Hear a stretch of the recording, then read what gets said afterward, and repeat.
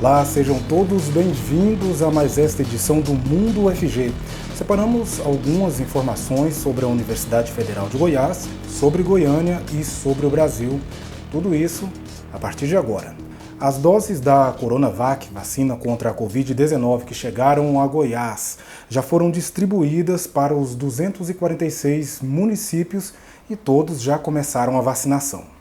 Nós distribuímos todas as vacinas, 100% dos municípios do estado de Goiás já iniciaram as suas campanhas, a sua vacinação. A distribuição ela correu sem intercorrências, tínhamos uma previsão de entregar em até 48 horas nas regionais, as regionais até 48 horas aos municípios. Nós entregamos em menos de 24 horas para as regionais e essas em menos de 24 horas aos municípios. Então foi uma logística muito rápida de distribuição. Foram distribuídas cerca de 91.500 doses para a aplicação da primeira das duas doses necessárias para a imunização. Esse primeiro lote da vacina é destinado a dois grupos prioritários: idosos que vivem em asilos e profissionais de saúde que atuam na linha de frente contra a pandemia. Em Goiânia, os primeiros idosos que receberam a vacina foram do abrigo São Vicente de Paulo. Os 49 idosos moram no local e passaram a ter mais esperança e expectativa de um 2021 com mais abraços e proximidades com familiares. Mas nem todas as cidades seguiram a recomendação do Ministério da Saúde e da Secretaria Estadual de Saúde em relação aos grupos prioritários. A nossa produção apurou que na cidade de Mineiros, pessoas com mais de 60 anos que não moram em asilos receberam a primeira dose. Por lá, o primeiro a ser vacinado foi o pai da secretária de saúde do município. Quanto a isso, o Estado tomou providências. Então, para os casos em que foi detectado isso, nós já conversamos com os secretários municipais e eles se colocaram à disposição do Estado e que vão seguir as normas que estão nos protocolos nacionais e estaduais. Nesses casos, eles disseram por que não seguiram logo no começo? Alguns entendiam que o município tinha autonomia, que poderia escolher qual grupo prioritário, né? A gente informou que não mesmo, porque existe uma pactuação do COSEMES, com o Conselho de Secretários Municipais de Saúde, foi pactuado em CIB, né, que é a Comissão de Intergestores Bipartite, onde todos os secretários estavam na reunião e pactuaram e consensuaram de que seguiriam os grupos prioritários e todo o protocolo de imunização nacional e estadual. A campanha de imunização contra a Covid-19 necessita do registro de dados de quem foi imunizado. Assim é possível saber quando a pessoa se vacinou e de qual laboratório era o imunizante. Outra informação que a Flúvia nos trouxe foi sobre a disponibilidade de seringas e agulhas. Isso não vai faltar. Mas ainda não há previsão do recebimento de novas doses da Coronavac. A ampliação do número de pessoas para ser vacinada pode ficar comprometida. Olha, aqui no estado de Goiás, a estratégia que nós utilizamos foi, nós recebemos 183 mil doses e nós distribuímos metade das doses. A outra metade está guardada na nossa rede de frio central. E nós enviaremos aos municípios, assim que eles já nos mostrarem, né, via registro, as primeiras doses aplicadas. Então, a segunda dose de quem tomou a primeira está garantida. Ah, perfeito. Então, aqui as pessoas vão tomar as duas doses, né? Talvez não consiga continuar com a campanha se houver interrupção. Exatamente. Talvez nesse momento, a gente não vai conseguir ampliar mais grupos prioritários, ampliar o número de pessoas. Mas quem receber a primeira dose tem a segunda dose garantida. Os indígenas estão encontrando dificuldades para receber a vacina, apesar de fazerem parte do primeiro grupo prioritário. No Brasil são cerca de 1 milhão, mas o plano de vacinação divulgado pelo governo federal pretende vacinar, inicialmente, apenas os que vivem em aldeias, cerca de 410 mil. A discussão é que foram excluídos do grupo prioritário aqueles que vivem em reservas não demarcadas ou que estão sob disputas. Há também aqueles que vivem em regiões urbanas por terem sido os expulsos, né, de seus territórios originários. Para se ter uma ideia da seriedade dessa situação no Amazonas, os indígenas correspondem a 1/4 dos óbitos por Covid. Representantes de órgãos não governamentais de proteção aos povos originários do Brasil têm se manifestado contra essa decisão e tentado reverter a decisão. E chegou mais vacina, vocês estão sabendo, né? Pois é. Dessa vez foram 65.500 doses da vacina produzida pelo laboratório AstraZeneca, que vieram da Índia. No domingo, o estado de Goiás recebeu os imunizantes e já repassou para os municípios. Há uma diferença entre esta vacina e a Coronavac, que é o prazo de tomar a segunda dose. Esse é maior. O reforço pode ser feito em até 3 meses. Mas vale lembrar que quem tomou Coronavac na primeira imunização vai receber a segunda dose do mesmo laboratório. Por outro lado, o Plano Nacional de Imunização do Ministério da Saúde também deixou de fora dos grupos prioritários de vacinação a população carcerária. O ministro alega que a inclusão dos presos não seria aceita no atual cenário de poucas doses da vacina e por isso decidiu retirar as pessoas privadas de liberdade do primeiro grupo a ser imunizado. Segundo especialistas, a decisão pode agravar ainda mais o quadro de disseminação da doença, já que os presídios brasileiros sofrem de superlotação. Ainda falando de vacinas, o estado de Goiás anunciou que vai abrir o acesso ao sistema de informações sobre o Plano Nacional de Imunização para o Ministério Público. A medida pretende combater e fiscalizar as denúncias de fura-filas, pessoas que estão se valendo de cargos públicos e outros privilégios para se vacinarem antes dos grupos prioritários. O procurador-geral destacou que existem canais de comunicação para que a sociedade faça denúncias dessas irregularidades. E nós temos os canais de comunicação, nós temos um telefone que é o 127, é um canal gratuito de comunicação dessas denúncias que eventualmente surjam. Nós temos também o MP Cidadão, que pelo site o próprio cidadão pode fazer a denúncia. Para evitar os desvios, pode ser realizada uma atuação coordenada junto com as forças policiais. Os prefeitos, inclusive os recém-eleitos, também receberam recomendação para que cumpram os critérios do PNI. Se houver o descumprimento, medidas judiciais podem ser tomadas, como já aconteceu em Pires do Rio. Lá, a esposa do secretário municipal de saúde, Assis Silva Filho, recebeu a primeira dose da vacina, mesmo estando fora do grupo prioritário. O argumento utilizado foi meramente pessoal e o secretário foi afastado por 60 dias. Hora de um rápido intervalo aqui no Mundo UFG, mas em poucos minutos nós estamos de volta com outras notícias da Universidade Federal de Goiás.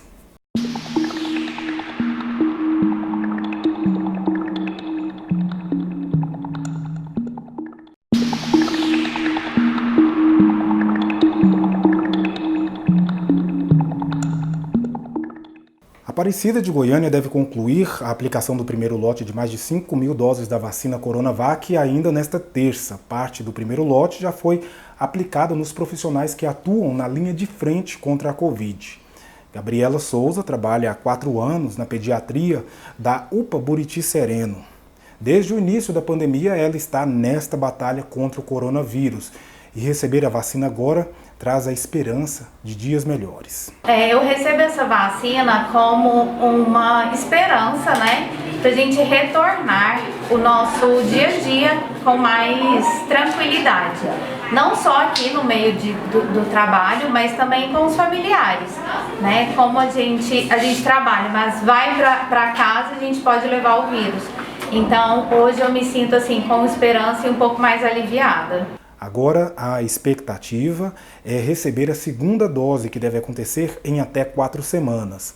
Há muitas pessoas que ainda aguardam a oportunidade de receber essa picadinha no braço, pois isso significa que esse período de ansiedade e isolamento pode estar chegando ao fim. Para aqueles que ainda não compreenderam a importância desse ml de vida, a Gabriela reforça o recado. Então, no momento que uma vacina ela é feita e é distribuída para a população, eu considero uma vacina segura, né? Então, assim, a todos que tiverem acesso à vacina, tem que se vacinar, que esse é um meio e, atualmente, o meio mais seguro para a gente reduzir a infecção.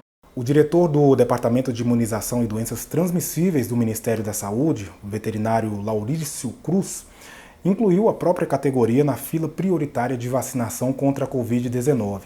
Apesar da escassez de vacinas, ele solicita que todos os postos dos municípios disponibilizem o imunizante para os veterinários, afirmando que a classe trabalha em clínicas, hospitais e desempenha atividades que os tornam mais suscetíveis à doença. Mudando um pouco de assunto, o número de apreensões de contrabandos em Goiás cresceu. O chato dessa história é que Goiás, por ter uma localização geográfica estratégica, acabou destoando do restante do país, onde os números gerais diminuíram. O que podemos observar que apreensões de cigarros, de eletroeletrônicos e principalmente medicamentos são números vistosos. Só em Goiás, de 80 milhões subiu para 85, comparando o ano de 2019 com 2020. As ações continuam, as rodovias federais e estaduais estão bem vigiadas através de um trabalho de parceria com informações, com tecnologia. Vamos para mais um rápido intervalo, voltamos já.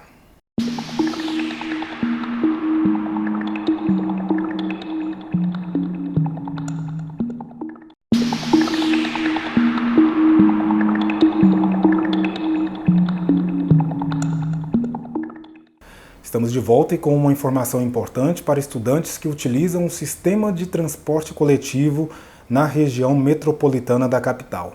A solicitação do passe livre estudantil neste ano deve ser feita entre o dia 1º de fevereiro e 31 de março pelo site juventude.gov.br. Isso vale para cadastros ou recadastros, tá? Depois de aprovado, o cartão será confeccionado e o estudante tem que ir até a agência do VaptVupt, que ele escolheu lá no site, para fazer a retirada sem fila, sem aglomeração. E o que você sabe sobre cidadania? Conhece todos os seus direitos e deveres? Sabe onde cobrar dos governantes as obrigações dos estados e municípios para que elas sejam cumpridas? Pois bem, se a resposta para alguma dessas perguntas for não, saiba que a UFG pode te ajudar. Há um projeto de extensão em parceria com a Controladoria Geral do Estado que pretende formar agentes da cidadania. Os agentes da cidadania são cidadãos que, ao final do projeto, a gente espera que estejam mais engajados, que tenham mais conhecimento sobre mecanismos do Estado para participação social e controle social. Na prática, controle social é a capacidade que o cidadão tem de fiscalizar o que o Estado faz. Ele pode pedir informações, fazer denúncias e provocar o Estado para que mudanças sejam feitas em benefício da comunidade. A importância disso é que a gente tem políticas públicas melhores, mais transparentes, e quando elas são realizadas em parceria com o cidadão, que é o cliente do Estado, né, que é o objetivo da existência do Estado, a gente consegue fazer políticas melhores, mais justas e mais efetivas mesmo. Acho que a própria corrupção, ela pode ser combatida com cidadãos mais engajados, que procuram saber o que está acontecendo, como está acontecendo, se algo está sendo descumprido ou não. Então, acho que corrupção é um exemplo clássico do que pode acontecer se a sociedade não se engaja. A parceria entre a UFG e a CGE já acontece em outros projetos com resultados bem positivos. Desta vez, a expectativa é formar cerca de 2.000 agentes num curso online em diferentes plataformas e redes sociais. A duração dele é do dia 9 de fevereiro a 31 de março.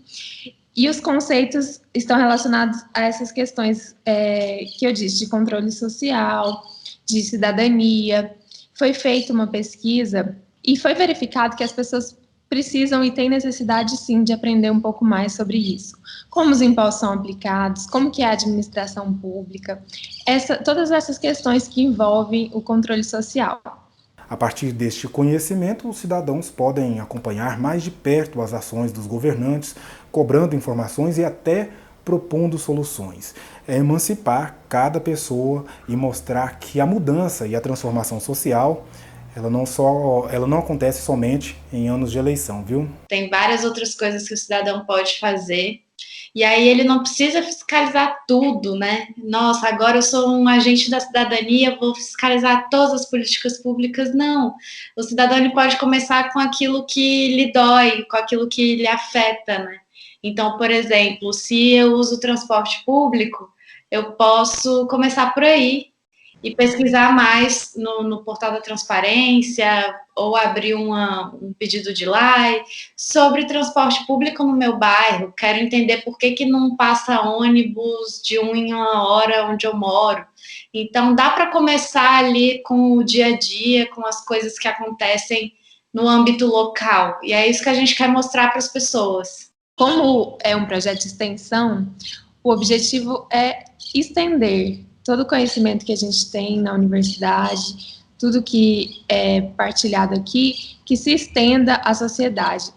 Então, se você ficou interessado, no site controladoria.gov.br/agentes da cidadania, há mais informações e o link para inscrição no projeto. O Instituto de Física da Universidade Federal de Goiás abre edital para mestrado e doutorado. Olha só o convite. Você tem interesse nas linhas de pesquisa de astrofísica, biofísica, biofotônica, ou cristalografia, estrutura eletrônica, física de materiais, física estatística, talvez magnetismo e nanomedicina térmica, ótica quântica, informação quântica, partículas e campos?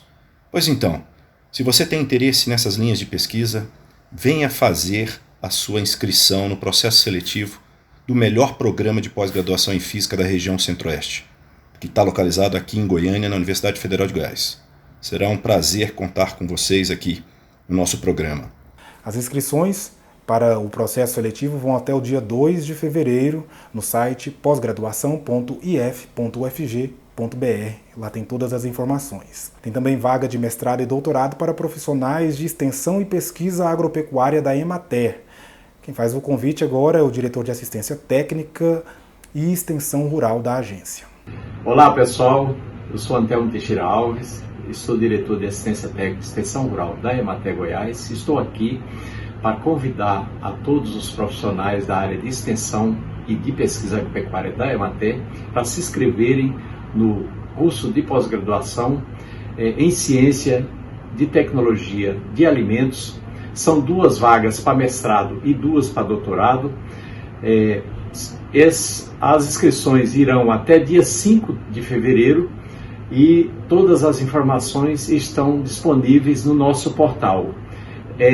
Isso é o resultado de uma parceria que a Emater fez com a UFG e disponibilizou essa capacitação para melhor treinar nossos profissionais, para a gente estar mais preparados para atender o nosso cliente prioritário, que é o agricultor familiar de todo o estado de Goiás.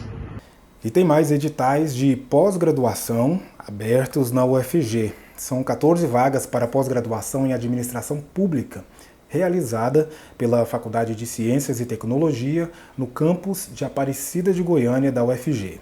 Para participar do processo seletivo, os interessados devem ter realizado o teste ANPAD em pelo menos uma das edições constantes no edital ou estar inscrito na edição de fevereiro de 2021. As inscrições para a edição do teste ANPAD vão até o dia 10 de fevereiro de 2021. O edital completo e outras informações estão disponíveis no site profiap.org.br. É isso aí. Bom, muito obrigado por sua audiência e companhia. De segunda a sexta nós estamos aqui a partir das 4 da tarde, lhe trazendo conteúdo e informação. Até a próxima. Tchau, tchau.